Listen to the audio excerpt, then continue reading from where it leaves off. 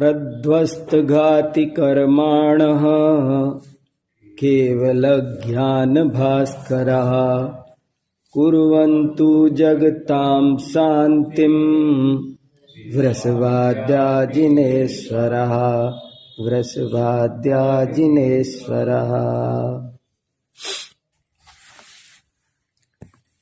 आज मैं आपको एक जैन शतक नाम की रचना लिखी है भूधरदास जी ने, आज से ठीक 300 साल पहले। 2 महीने बचे हैं, 2 महीने बाद इसको 300 साल कंप्लीट हो जाएंगे। आगरा में लिखी, शाहजहां ने पढ़ी, ऐसी ये एक बहुत सुंदर रचना है। इसका नाम है जैन शतक और इसका दूसरा नाम भी दुनिया में प्रसिद्ध है, वो है भूधर शतक। इसको भूधर शतक के नाम से भी जाना जाता है। पहले बहुत शतक लिखे जाते थे हिंदी साहित्य में, बहुत कवियों ने शतक लिखे हैं, सतसैया लिखी है। पहले संख्या के आधार पर बहुत ग्रंथ लिखे जाते थे, जैसे 40 काव्य हो तो 40, 32 काव्य हो तो 32, भावना 32। भावना 32 माने जिसमें भावना से संबंधित 32 काव्य है तो वो भावना 32। जिसमें 40 है तो 40, ऐसे बहुत 25, दशक, 50, ऐसे बहुत लिखे जाते थे। चतुर्दशी, आश्चर्य चतुर्दशी लिखी एक भगवत, उसमें 14 छंद हैं। तो ऐसे संख्या के आधार पर भी बहुत नाम। षोडशी पढ़ते थे, वैराग्य 25 छंद है तो उसका नाम अष्टक, महावीराष्टक। तो 8 छंद है तो उसका नाम अष्टक पड़ा। सहस्री, सती, पुराने जमाने में संस्कृत में भी लिखते थे। ये प्राकृत से ही परंपरा चली आई है, ये केवल हिंदी की परंपरा नहीं है। हिंदी प्राकृत में भी बहुत सारे शतक और सतसई। एक किताब है गाहा सतसई, वो उसमें 100 गाथाएं हैं, तो गाथा सतसई। ऐसे ही और बहुत सारे संख्या के आधार पर ऐसे आचार्य अकलंक देव ने एक ग्रंथ लिखा है, उसका नाम है अष्टसती। उसमें 800 श्लोक प्रमाण है तो नाम रख दिया अष्टसती। एक अष्ट सहस्री विद्यानंदाचार्य ने लिखा, आप्त मीमांसा की टीका अष्ट सहस्री, तो उसका नाम अष्ट सहस्री इसलिए रखा कि वो 8000 श्लोक प्रमाण है, तो अष्ट सहस्री। तो ऐसे संख्या के आधार पर भी ग्रंथ लिखे गए हैं और विषय वस्तु के आधार पर भी नामकरण किए गए हैं। तो ये शतक 100 छंदों का है और 100 माने एकदम 100 नहीं समझना, 2-4 आगे पीछे कम तो मुश्किल ही होते हैं, 2-4 ज्यादा मिलते हैं। जैसे इसमें 100 की बजाय 106 है। 106 इसलिए है कि 2-4 छंद प्रशस्ति के, इसके उसके भी आ जाते हैं, तो ऐसे करके ये बन जाता। लेकिन ये आप ये समझ लो कि हिंदी जैन साहित्य में सूरज चांद की तरह चमकने वाली एक बहुत इम्पोर्टेंट रचना है। जिसने इसे नहीं पढ़ा उसने बहुत कुछ छोड़ रखा है। ये बहुत ज्यादा लोकप्रिय थी उस जमाने में। जैसे आजकल कहते हैं ना कि बहुत बहुत ज्यादा बिकने वाली, बहुत ज्यादा चलने वाली बेस्ट सेलर बुक, यानी सबसे ज्यादा चलने वाली उस जमाने में शायद कोई एक श्रावक श्राविका ऐसा होगा जिसने इस ग्रंथ को नहीं पढ़ा हो। इतनी पॉपुलर थी। आपको आज भी मंदिरों में लिखे हुए इसके छंद मिल जाएंगे। यहाँ लाल मंदिर में जाओ, लाल मंदिर में जो हॉल में ऊपर छंद लिखे हैं ना, वो इसी में से लिखे हैं। सोनागिर चले जाओ, सोनागिर में जो छंद लिखे हैं ना, वो इसी में से लिखे हैं। सम्मेद शिखर चले जाओ, सम्मेद शिखर में भी सारे छंद इसी में से लिखे हैं। ये जबरदस्त लोकप्रिय थी। और इसके बारे में ये कहा जाता है कि जैसे आजकल के लड़के लड़कियां सिनेमा के गीत गाते फिरते हैं, ऐसे किसी जमाने में आगरा की गली गली में छोकरे इसको गाते फिरते थे। क्या एटमॉस्फेयर होगा, कैसे लोग मतलब चीजों को करते होंगे उस समय का आप अंदाजा लगा सकते हो। आप एक चित्र खींच सकते हो कि उस समय क्या हालत होगी। किन्होंने? भूदरदास जी ने पूजा, मेरे ध्यान में नहीं है। भूदरदास जी ने कोई पूजा लिखी है? आपको किसी को पता है? मेरे देखने में नहीं आई। दयानंद राय जी ने पूजा लिखी है और कई कवियों ने पूजाएं लिखी है, पर भूदरदास जी ने पूजाएं लिखी हो मेरे ध्यान में नहीं है। भजन बहुत लिखे हैं। अब मेरे समकित सावन आयो, ये भजन बहुत सारे। एक भूधर विलास नाम की रचना मिलती है, भूधर विलास, उसमें इनके करीब 150-200 भजन हैं, पद जिनको बोलते हैं। तो पद बहुत लिखे हैं इन्होंने। इसी तरह एक सबसे ज्यादा गजब की रचना इन्होंने लिखी है, उसका नाम है पार्स पुराण। किसी ने नहीं पढ़ा हो तो पढ़ोगे तो छोड़ोगे नहीं उसे, खाना बाद में खाओगे। ऐसा सरस, मैंने इतना सुंदर महाकाव्य मेरे जीवन में आज तक नहीं पढ़ा।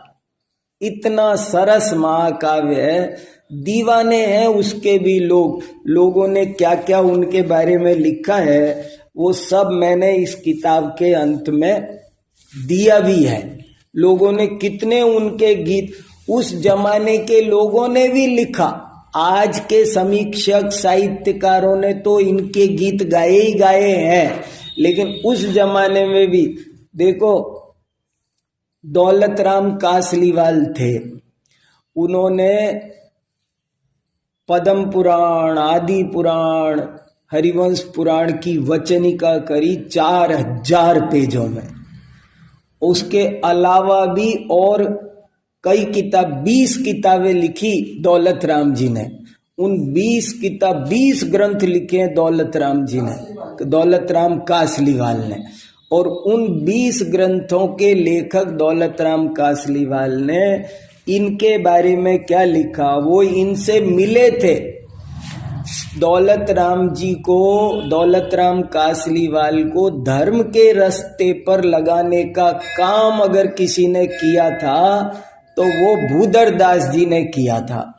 भूदरदास जी आगरा में रहते थे और दौलत राम जी बसवा में रहते थे। बसवा राजस्थान में। आप यहाँ से महावीर जी जाओ तो अलवर बांदीकुई क्रॉस करने के बाद सिकंदरा से बांदीकुई के, हाँ वही वहां पर बसवा एक गांव है, उस बसवा गांव के रहने वाले थे।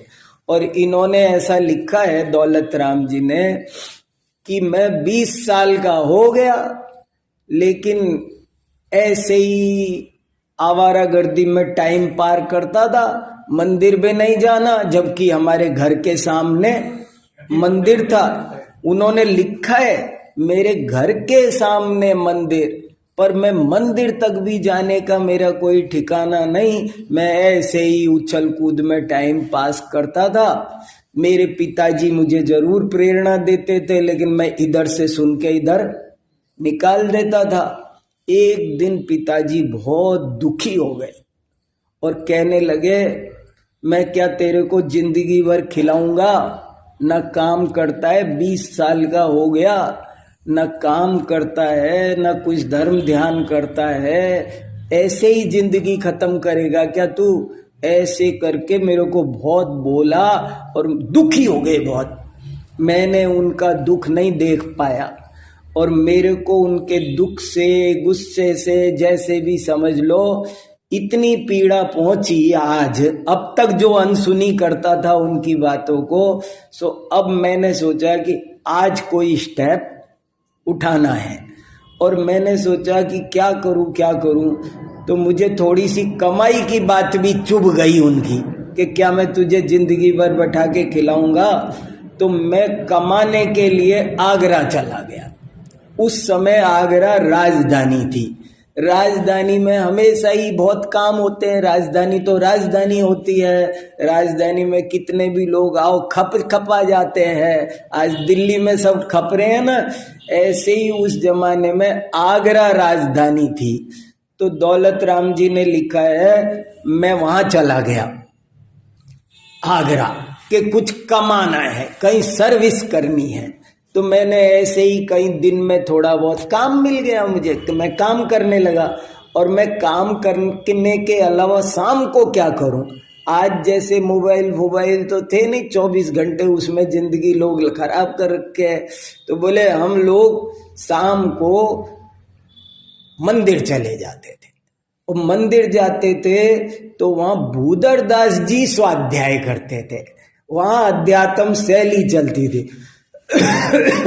उस जमाने में आगरा का आध्यात्मिक धार्मिक वातावरण भी गजब का था, टॉप का था पूरे देश में। कब की बात बता रहा हूं, समझ में आ गया ना। विक्रम संवत 1781, आज 300 साल पुरानी बात बता रहा हूं, ठीक जब ये रचना लिखी गई है। तो उस जमाने में आगरा का वातावरण देश का टॉप सुंदर वातावरण धर्म का था। बनारसी दास जी के तुरंत बाद की बात है। बनारसी दास जी ने ही वो वातावरण बनाया था।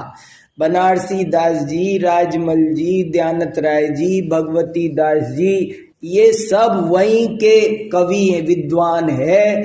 और इन्होंने ये वहां रोज स्वाध्याय करते थे। तो एक किसी ने लिखा है कि करन जात व्यापार सब बन आवे अध्यात्मी। बोले आगरा का क्या हाल है। देखो, लोग शहरों के बारे में ऐसा कहते हैं। मैं जब अपने गांव से जयपुर पढ़ने जा रहा था तो मुझे पिताजी ने एक बार ऐसे कहा था, देख मैं शहर नहीं भेजूंगा, बच्चे बिगड़ जाते हैं, शहर में बच्चे बिगड़ जाते हैं। दौलत राम जी का केस देखो, वो गांव में थे तो बिगड़े थे, और शहर में राजधानी में गए तो शहर के बारे में लिखा है दोस्तों ने कि करण जात व्यापार, वहां पैसे कमाने जाते हैं और बन के आ जाते हैं आध्यात्मिक पुरुष बन के आ जाते हैं। ऐसा क्या वातावरण वहां का बना रखा होगा। और ये बात हमारे आपके लिए कितनी ज्यादा प्रेरणापद है, हमारे हाथ में है। हम जैसा वातावरण बनाए वैसा वातावरण बन सकता है। तो वातावरण बनाने की बात है। ये वातावरण बनाने वाली बात पर मैं आपसे 1 घंटा बात कर सकता हूं। थोड़ा सा सोचो कि कैसे वातावरण बन सकता है। जितना आप इस चीज को सिंसियरली लोगे ना, उतना ही ये चीज सिंसियर हो जाती है। आपको फर्क नहीं पड़ता, आपके बच्चों को पड़ता है। आप सोचो, ये जो प्राथमिक लोग होते हैं ना, इनको बहुत फर्क पड़ता है। हमारे आचार्यों ने लिखा है, आडंबराणि पूज्यन्ते, ये थोड़े से आडंबरों से दुनिया प्रभावित होती है। हम वो ही नहीं करते, वो करना कि उस हिसाब। अभी एक कवि आए और कवि सम्मेलन हो तो आप कवियों को आदर दोगे, उनके लिए बढ़िया से बढ़िया सब काम करोगे, तो आपके बच्चे देखेंगे कि रेस्पेक्ट किसको मिल रही है। स्वाध्याय सभा को रेस्पेक्ट दोगे तो वो देखेंगे कि अरे अच्छा, प्रवचन करने से इतना मान सम्मान मिलता है, प्रवचन करने वाले, अरे साहब, कोई भी एक नेता आए तो आप गलीचे बिछा देते हो, आप फूल मालाएं लाते हो, बैंड बाजा शुरू करते हो। वो जो देखेंगे वो सीखें। उनकी नजर में तो ये आ रहा है ना, आप भी किसकी कद्र कर रहे हो, तो वही कद्र देखेंगे वो। खैर, तो ये मैं एक बात आपको संकेत छोड़ दिया, वातावरण बनाना बहुत जरूरी है। शास्त्र सभा को बहुत ज्यादा महत्व देना जरूरी है। जब आप इसको थोड़ा शो ऑफ नहीं करेंगे ना, जब तक ये प्रभावनाएं ऐसे नहीं होती है। इसके लिए प्रभावना कर। अभी मैं बीना जाके आया और बीना गया तो वहां पर मेरे को बहुत दिन से बुलाते थे, लेकिन ये कोरोना आ गया था तो ये तब से बुलाते थे। कितनी दफे बात आई करी पर वो नहीं बैठा योग, तो वो अब की बार बहुत पीछे लगे थे कि आपको आना है। मैंने कहा चलो भैया। तो मैंने उनसे कहा देखो अपन तुम लोग जो रोजाना स्वाध्याय करते हो, वहां डेली स्वाध्याय सभा चलती है, दोनों टाइम स्वाध्याय होता है 1-1 घंटे। तो मैंने कहा देखो तुम कोई चिंता नहीं करना, मुझे सिर्फ शनिवार इतवार समय मिलता है, तुम वांटेड समय मत मांगो।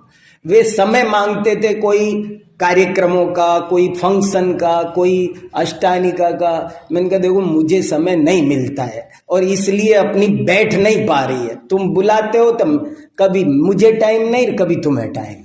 अब मेरी मान लो, मुझे शनिवार इतवार टाइम मिलता है, तुम शनिवार इतवार ही बुला लो और मैं उस दिन आ जाऊंगा और एक दिन छुट्टी ले लूंगा, 3 दिन रहूंगा आपके साथ और शांति से जो आपकी सभा चलती है ना उसमें सम्मिलित होऊंगा।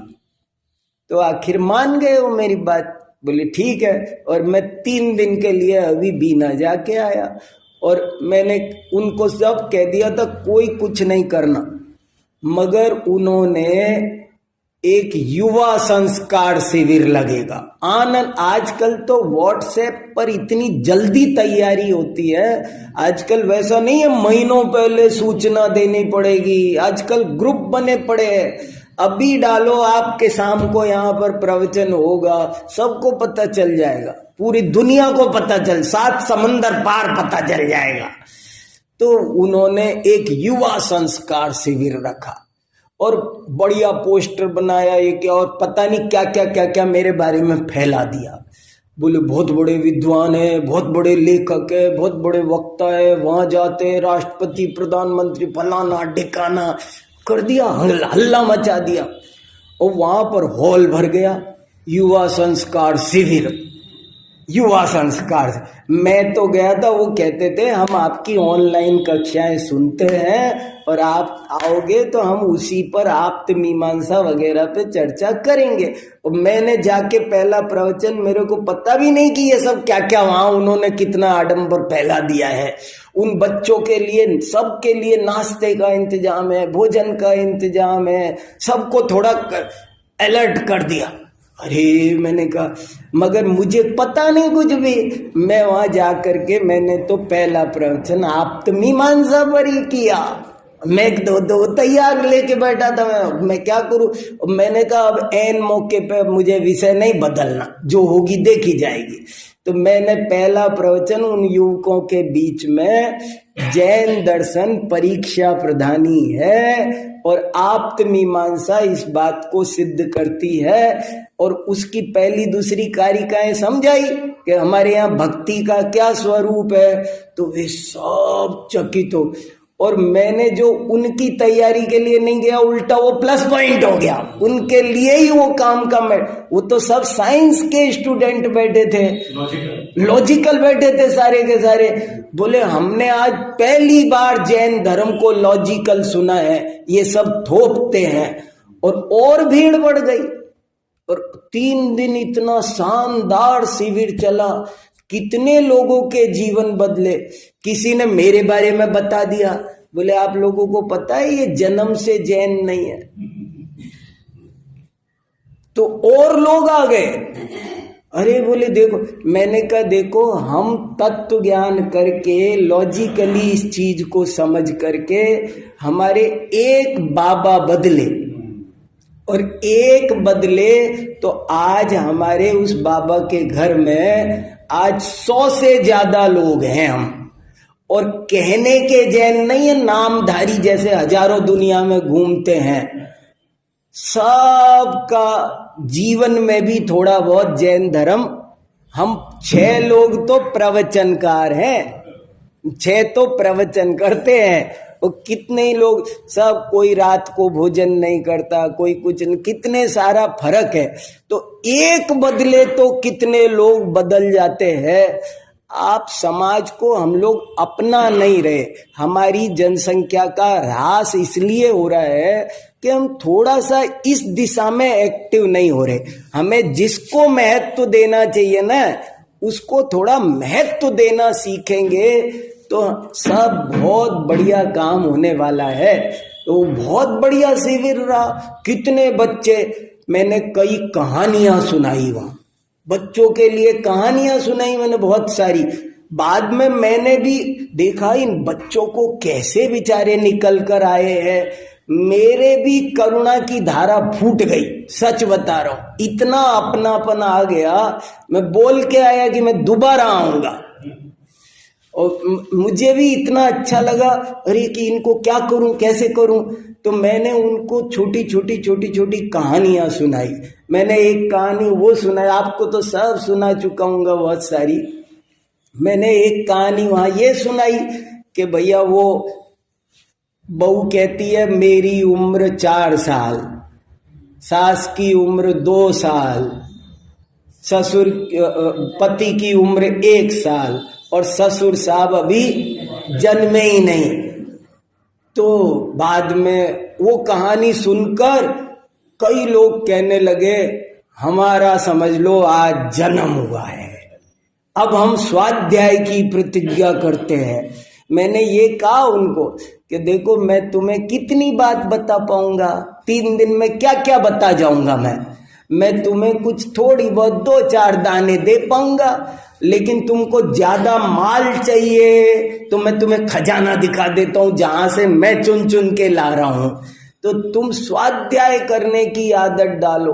नियम दिलाया, भजन बिना भोजन नहीं, स्वाध्याय बिना शयन नहीं। तो बहुत जबरदस्त प्रभावना हुई। तो मेरा कहने का मतलब ये है, सिर्फ इतना सा है, बात तो कहां से कहां चली गई, कि अपने को थोड़ा सा इसे गंभीरता से लेकर बच्चों को जोड़ना चाहिए। बच्चे अब हमारे माइंड के नहीं है, उन्हीं को प्रोग्राम सौंपो, उनको ही ऑर्गेनाइजर बनाओ। अपन तो उनको है ना करने नहीं देते हैं, वो ही करेंगे ना तो बढ़िया करेंगे। वो अपने हिसाब से अपने साथी कैसे अट्रैक्ट होते हैं वैसा कुछ आयोजन रख लेते हैं। कोई छोटा मोटा नाटक साटक करते हो तो करने दो, जो करे करने दो ना, उन्हें उछल कूद करने दो। थोड़ा सजाएंगे धजाएंगे, सजा धजा लेने दो, चिंता मत करो। आपकी हमारी रुचि दूसरी हो गई अब अपनी, लेकिन उनकी रुचि को वे और कहीं निकालेंगे। आप यहां नहीं निकालने दोगे तो वे दूसरी जगह निकालेंगे। इसलिए उनको जोड़ो, उनको कार्यक्रम दो, उन्हीं को कुछ सब सर्वस्व सौंप दो। उनको बोलो इस कार्यक्रम के सर्वे सर्वा तुम ही हो। अपने तो ज्ञाता दृष्टा रहो, ज्यादा टोका टाकी बुराई भलाई में मत पड़ो, सपोर्ट करो उनको। ये मेरा अनुभव है। अभी महाराष्ट्र कर्नाटक में एक बहुत बड़ा कार्यक्रम चल रहा है। हमारे एक साथी है महावीर पाटिल, और उन्होंने देखा कि इधर तो धर्म और तत्व ज्ञान बिल्कुल सूख गया है, बिल्कुल सूख गया। केवल कभी कभार कुछ बड़े बुजुर्ग मंदिर जाके पूजा भर कर लेते हैं, तत्व ज्ञान के नाम पर कुछ। तो उनका मन किया, एक दिन उन्होंने, मैं देवलाली भी जाके आया हूं अभी, देवलाली में 3 दिन इतना बढ़िया दीपावली का कार्यक्रम था, उसके समाचार सुनाऊं तो आपको गदगद वो हो जाओगे आप। 800-900 आदमी निरंतर। मैंने वहां देखा बहुत सारे लोग, मैंने कभी किसी को, मैं 3 दिन वहां रहा, मैंने कभी किसी को 1 मिनट विकथा करते नहीं देखा। कोई किसी की बुराई भलाई तो दूर, कोई भोजन की बात नहीं कर रहा, कोई और। आप करोगे ना तो आपको बदल कर तत्व ज्ञान में ले जाएंगे घुमा करके। 24 घंटे तत्व चर्चा, सम्यक दर्शन की चर्चा, भेद विज्ञान की चर्चा, आत्मानुभूति की चर्चा, सुबह से शाम तक तत्व चर्चा और कुछ नहीं।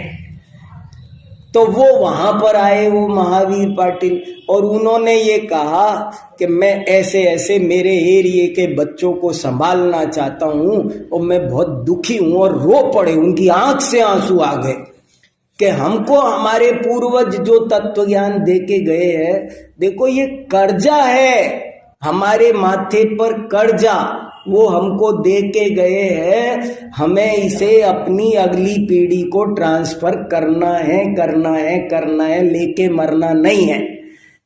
तो इसलिए उनके आंख से आंसू आ गए। सबने कहा दिक्कत क्या आ रही है, करो। और वहां ऐसा वातावरण बन गया तुरंत 1 घंटे में। और अब भी उन्होंने जाते ही कार्यक्रम शुरू कर दिया। अभी मेरे पास कल समाचार आया है, 400 बच्चे पढ़ रहे हैं, पाठशाला चल निकली है, और इतनी सुंदर पूजा कर रहे हैं, इतना अच्छा। 400 बच्चों का जीवन बदल जाएगा तो सोचो आप क्या होगा।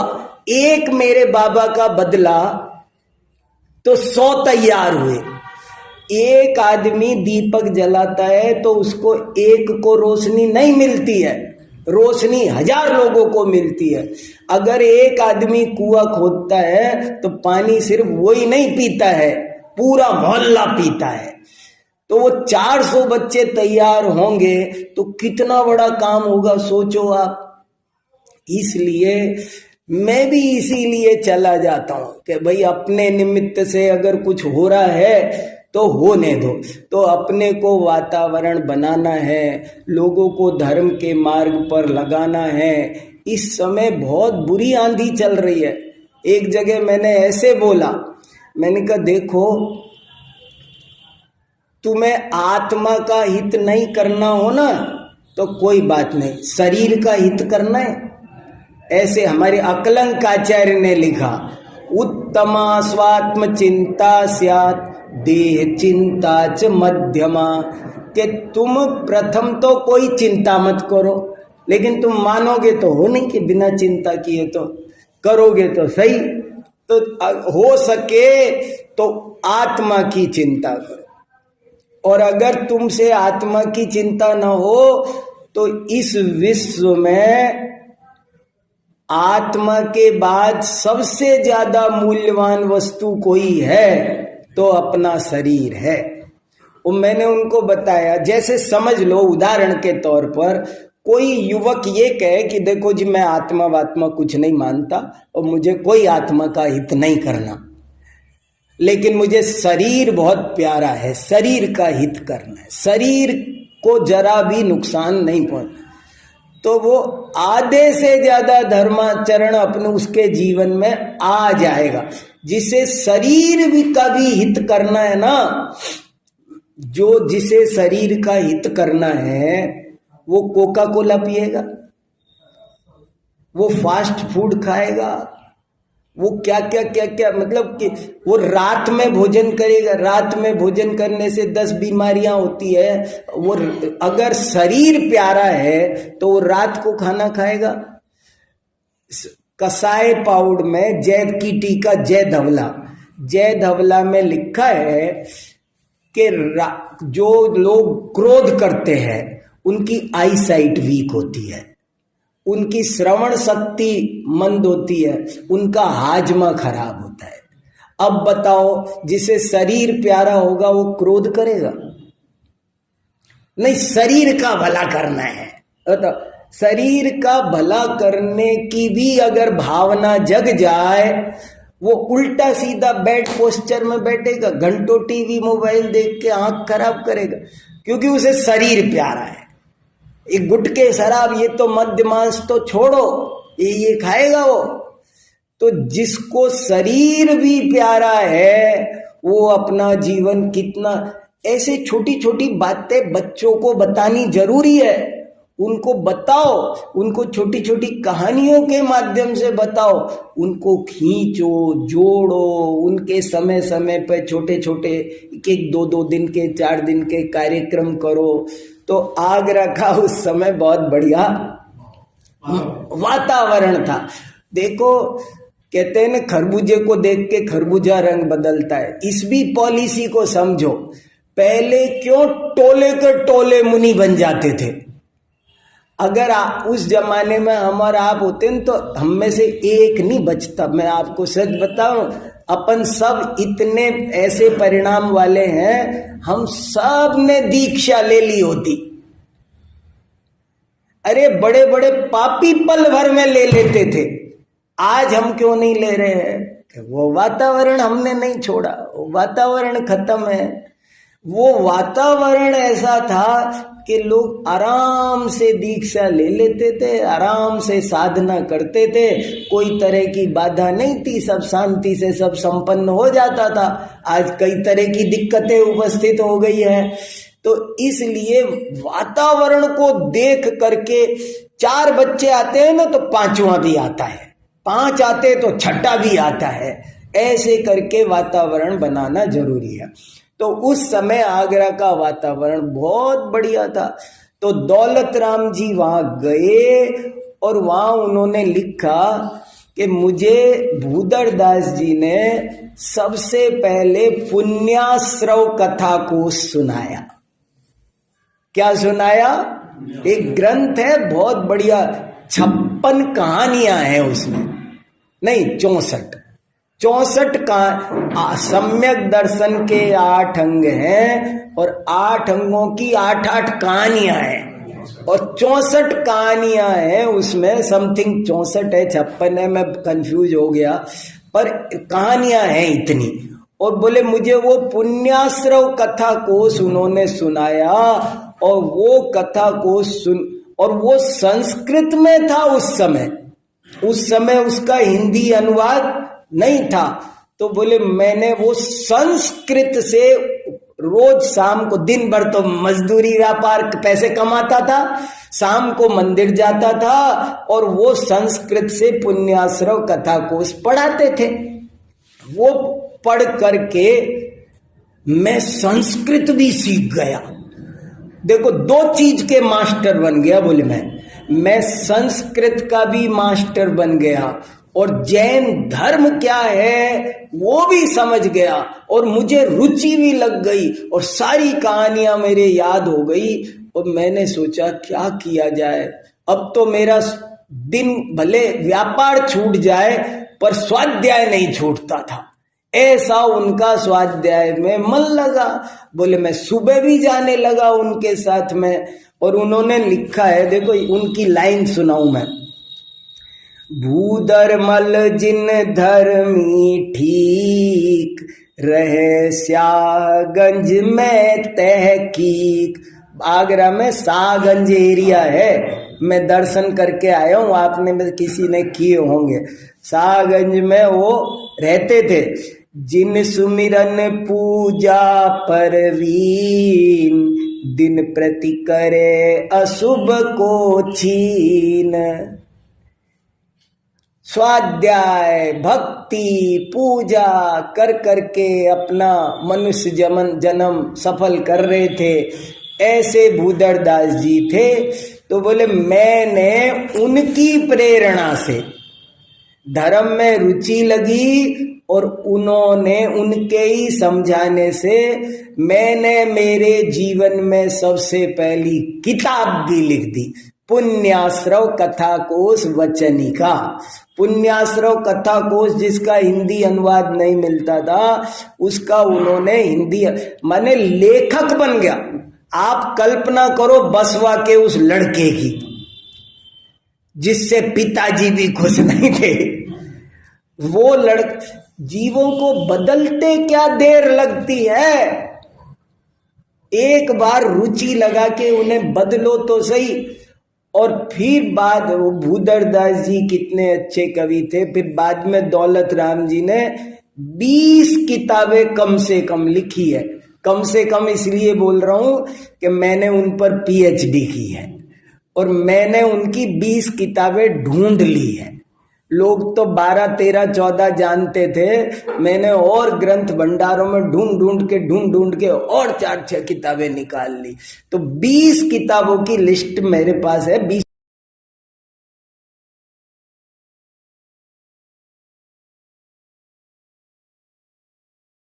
इधर उधर किसी ग्रंथ भंडार में कोई इंतजार कर रही होगी कि कोई आएगा खोजेगा तो मिलेगी। रामचंद्र मुमुक्षु नाम है, आता है उसमें। कोई संस्कृत के अच्छे आचार्य थे, 13वीं 12वीं शताब्दी के थे। भट्टारक भी हो सकते हैं। कौन थे? 12वीं 13वीं शताब्दी के कोई अच्छे विद्वान थे, मुनि थे, गृहस्थ थे, क्या थे, लेकिन उसको लिखा है रामचंद्र मुमुक्षु। मैं मोक्षाभिलाषी। उस जमाने में मुमुक्षु शब्द देखो, रामचंद्र मुमुक्षु। मैं रामचंद्र मुमुक्षु ये पुण्याश्रव कथा कोश लिखता हूं। तो ऐसा उन्होंने वो लिखा है। बहुत प्यारा ग्रंथ है वो। कहानियां बच्चों को एक कहानी रोज सुनाने की कोशिश करो। हफ्ते में एक दिन जरूर उनको बिठा के कुछ अच्छी अच्छी कहानियां सेलेक्ट करो। और वो कहानियां, मैंने तो ये देखा है, कहानियां बाद तक याद रहती है और फलती है। मुझे मेरे पिताजी ने जो कहानी 5 साल की उम्र में, 4 साल की उम्र में सिखाई, वो कहानी उस समय तो मैंने ऐसे ही सुन ली, हंस हंस के। कोई उसमें कुछ, कहानियों में कुछ हंसी भी होती है थोड़ी बात। कहानियों की एक खास बात ये है कि उनमें थोड़ा सा हास्य मनोरंजन होता है। उस हास्य मनोरंजन की वजह से बच्चों का मन लगता है और वे उस कहानी को याद कर लेते हैं। और बचपन में तो केवल वो उनके मजाक मनोविनोद का विषय रहता है। लेकिन जैसे ही वे बड़े होते हैं और उन्हें लगता है, अरे इस कहानी में ये माल भरा है, जब जिंदगी की समस्याओं से रूबरू होते हैं तब उन्हें, मैंने उनको वहां बीना में एक और कहानी सुना के आया जोरदार सारे युवकों को। मैंने उनसे कहा कि देखो, अपने को पहचानने का जरूरी काम करना है। सबसे पहला काम है अपने को पहचानो। पहले में पहला काम। हमारी आपकी अगर कोई गलती है तो सबसे बड़ी गलती ये है कि हम स्वयं को नहीं जानते।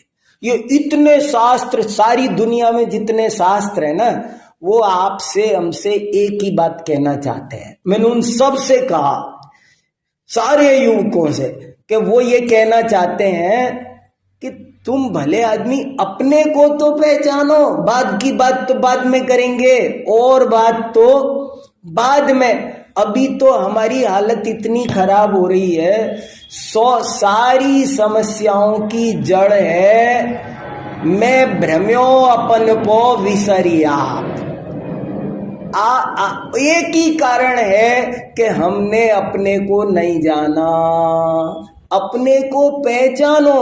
अभी हमने अपने को समझ रखा है मैं पुरुष हूं, वो स्त्री है, मैं काला हूं, वो गोरा है, मेरे ऐसे बाल है, मैं गंजा हूं, मैं 5 फीट का हूं, मैं 7 फीट का हूं। अभी तो हमने, मैं अमीर हूं, मैं गरीब हूं, मैं निसंतान हूं, मैं विधवा हूं, मैं विधुर हूं। हमने अभी हमारा आई कार्ड ऐसा दिखा रखा है। हमारे आई कार्ड में ये, मैं सेठ हूं, मैं नौकर हूं, मैं कंपनी का मालिक। मैंने कहा ये तुम्हारा आई कार्ड नकली है। पहले अपना असली आई कार्ड बनाओ। और जिस दिन तुम आई कार्ड बना लोगे ना, उस दिन तुम भगवान बन जाओगे। तुमको हाँ, वो कहानी वो सुनाई उनको कि अभी तक हम अपने को गधा मानकर बैठे हैं। जबकि हम सिंह हैं। अगर हम पहचानेंगे तो पता चलेगा कि हम सिंह हैं। हमने अभी अपने को गधा मान रखा है, और जब गधा मानोगे तो क्या होगा? अगर गधा ही मानोगे तो गधों के बीच रहना पड़ेगा, सूखी घास खानी पड़ेगी, बंधे रहना पड़ेगा, कुमार की लात खानी पड़ेगी, वो मिट्टी ढोना पड़ेगा दिन भर, ये करना पड़ेगा।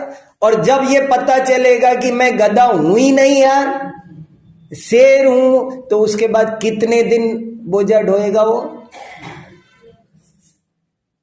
कौन सा दुआ बता रहे थे आप? और ये धर्म के ऊपर है ना। हाँ, क्या? धर्म सब कोई करे, हाँ, धर्म न जाने को, हाँ, अपने को जाने बिना धर्म कहाँ से होए। पहला पाठ है। इसलिए मैं कह रहा हूं थोड़ा सा इनको बताओ, पता तो चले हमने हमारी क्या दुर्दशा कर रखी है। तो ऐसे करके ये जैन शतक बताओ कैसे शाहजहां ने पढ़ा, और शाहजहां ने पढ़ करके और कितने लोगों ने पढ़ा। एनसाइक्लोपीडिया में इसकी तारीफ लिखी पड़ी है। वर्ल्ड एनसाइक्लोपीडिया में आप दुनिया में ढूंढोगे ना तो आपको जैन शतक बिल्कुल, आप में से कोई ऐसा हो सकता है जिसने नहीं जाना हो, लेकिन दुनिया जानती है इसको क्या चीज है। तो मुझे मन हुआ, मैं इसमें से कई चीजें सुनाना चाह रहा था पर और बातें सुनाने लग गया। ताजगंज में बनारसी दास रहते थे, वो ताजमहल के पास का एरिया है। और सारा कनेक्शन तो था ही, कितना बड़ा है, बहुत दूर नहीं है। हाँ हाँ, ज्यादा दूर नहीं है, वो भी पास में ही है। अरे आगरा में इतने धर्मात्मा थे कि एक मंदिर से गुजारा नहीं हो सकता। एक मंदिर में कैसे, इतनी जगह नहीं है। पूरा अकबर के जमाने में 4 करोड़ जैन थे, रजिस्टर मिलता है, जबकि पूरे भारत की जनसंख्या 25 करोड़ थी। आप एवरेज लगाओ, 25 करोड़ भारतीयों में 4 करोड़ जैन, कितना परसेंट हो गया भाई साहब? 20%, लगभग 20%। और आज कितना है? 1% भी नहीं है। हमने खो कहां दिए, हमारे भाई कहां खो दिए, ये तो सोचो। एक दिन इस बात का तो शोक मनाओ कुछ कि हमने हमारे भाई कहां खो दिए। आपको मैंने बताया, एक दफे फिरोजाबाद में कार्यक्रम था, मैं था उसमें, विद्यानंद महाराज थे और मुलायम सिंह यादव मुख्य अतिथि थे। तो मुलायम सिंह यादव बोले, देखो भाई, हम तो जैन हैं, जैन ओरिजिनल यादव है ना, हम नेमिनाथ के वंशज है, पक्के जैन, मूल जैन है। पर पता नहीं क्या बात हुई, जो आप लोगों ने हमको जैन मानना छोड़ दिया, फिर धीरे धीरे हमने खुद भी अपने आप को जैन मानना छोड़ दिया। ये बात उन्होंने फिरोजाबाद में बोली। मुझे रोंगटे खड़े हो गए कि हमने हमारे भाइयों को इतना ठुकराया।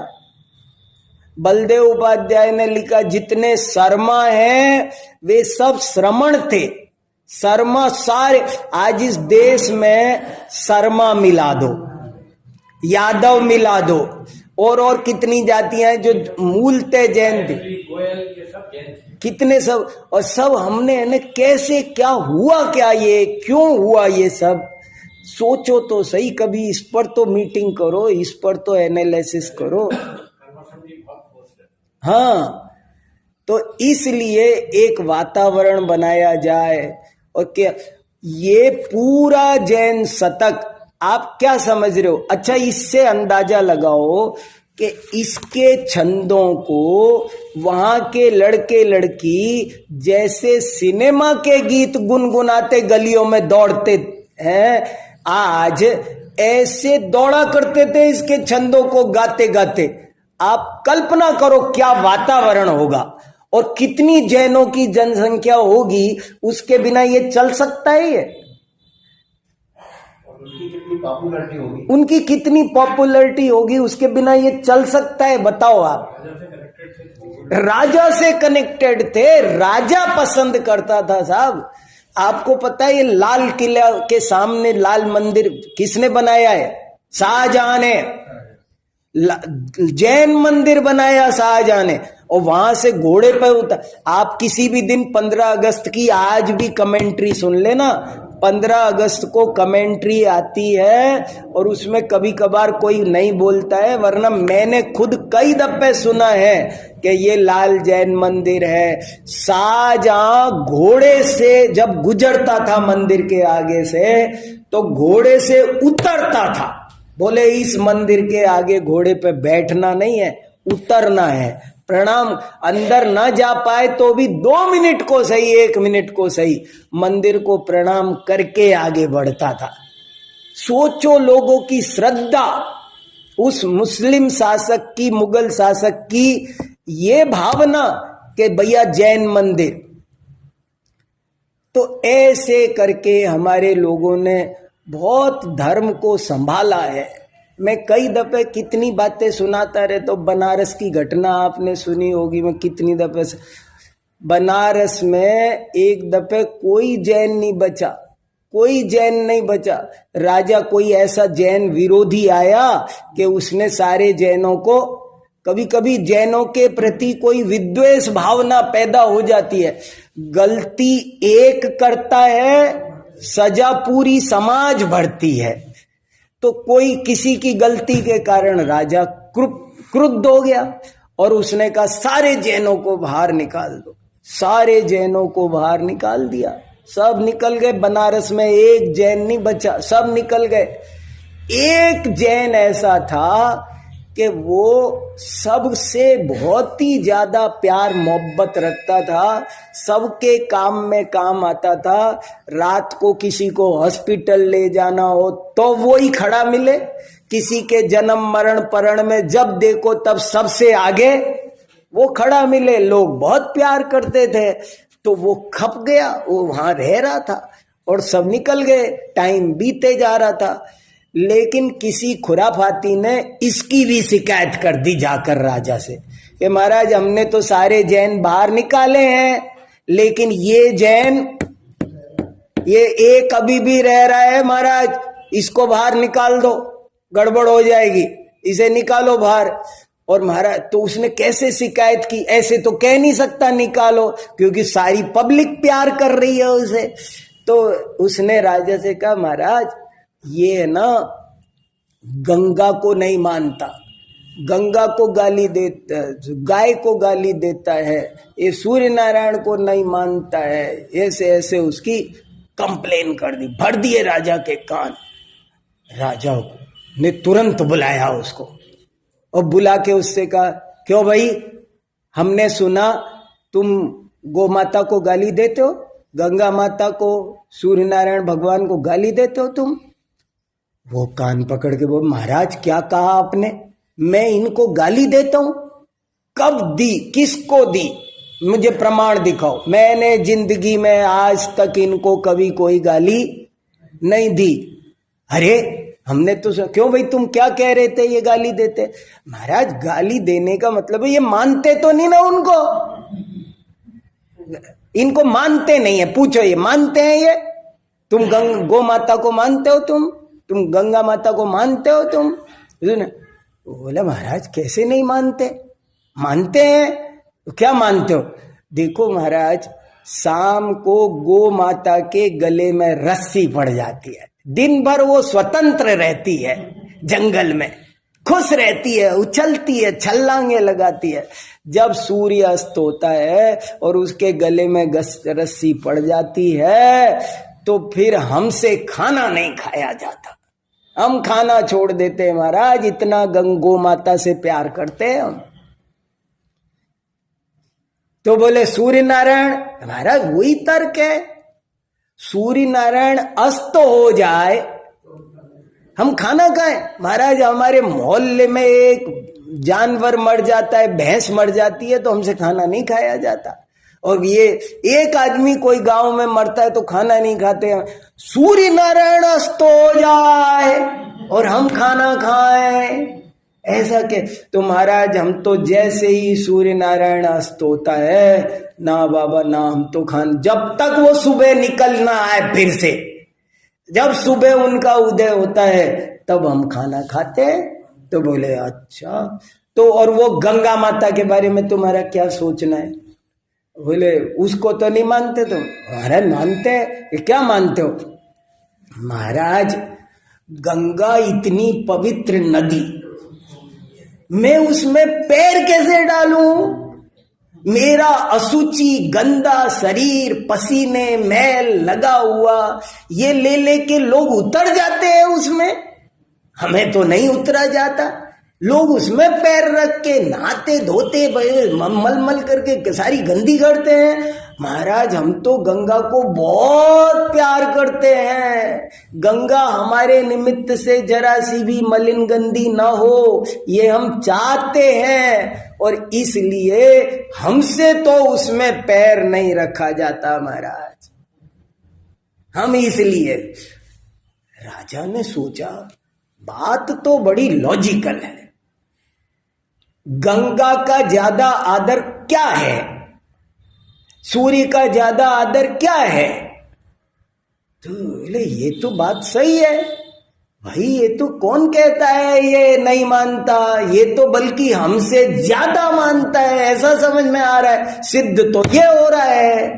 तो बोले आज से ये यहीं रहेगा, नहीं जाएगा बिल्कुल भी, कोई इसकी कंप्लेन लेके नहीं आना, इसके खिलाफ कुछ नहीं सुना जाएगा, बल्कि इसको हम हमारा मंत्री बनाते हैं और अपना परामर्शदाता बनाते हैं। और वो एक आदमी ने अपनी चतुराई से, अपनी समझदारी से, अपनी व्यवहार कुशलता से एक दिन वापस पूरा बनारस फिर जैन नगर बन गया। कितनी समझदारी से काम करना पड़ता है। तो थोड़ा सा सोचो समझो और कुछ करो भैया, संभालो, आने वाली पीढ़ी को संभालना बहुत जरूरी है।